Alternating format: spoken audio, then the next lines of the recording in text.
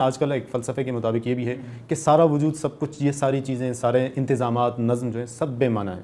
ہمیں معنویت کی تلاش کرنی ہی نہیں چاہیے، بس ہمیں چلتے رہنا چاہیے بس ایک سفر میں، بے معنی و بے مقصد و بے مطلب سفر میں. تو کیا یہ بھی تو پھر درست ہو جانا چاہیے؟ یہ اعتراف عجز ہے. یعنی ہم معنویت تلاش کرنے کے لیے نکلے، جب جن ذرائع سے ہم نے اس کو تلاش کرنا چاہا ان میں پے در پے ناکامی ہوتی چلی گئی، تو آخری انجام یہی ہونا تھا.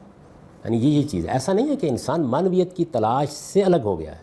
میں کہتا ہوں جو آدمی یہ تقریر کر رہا ہے، بلکہ ما بعد طبیعیات سے لے کر ما بعد جدیدیت تک جو کچھ وجود میں آیا ہے اس سارے سفر پر آپ ایک نگاہ ڈالیں. یہ آخری آدمی جو چیخ چلا کے آپ سے یہ کہہ رہا ہے کہ نہیں میرے غم مجھ تک رہنے دو، میرے نیریٹو ہے، مجھے باقیوں سے کیا تعلق. یہ جو کچھ کہہ رہا ہے اس کو یہ خبر دیجئے کہ جو بڑے بنیادی سوالات ہیں ان کا جواب مل گیا ہے کہیں.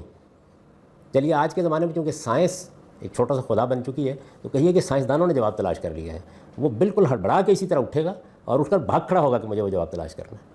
تو یہ اعتراف عجز ہے جس سے یہ ذہنی کیفیت پیدا ہوتی ہے. یعنی میں معنویت کی تلاش میں نکلا تو اصل میں یہ وہ مزدور ہے جو بیچارہ روز کھڑا ہو جاتا تھا کہ مجھے کوئی مزدوری کے لیے لے جائے. جب برسوں نہیں ملی تو اس کے بعد اس نے کہا کہ اچھی بات ہے، خاک ہی چاٹتے ہیں. اعتراف عجز ایک اور چیز ہے، لیکن میرے باطن کے اندر لگی ہوئی پیاس نہیں بجھی، بھوک نہیں مٹی.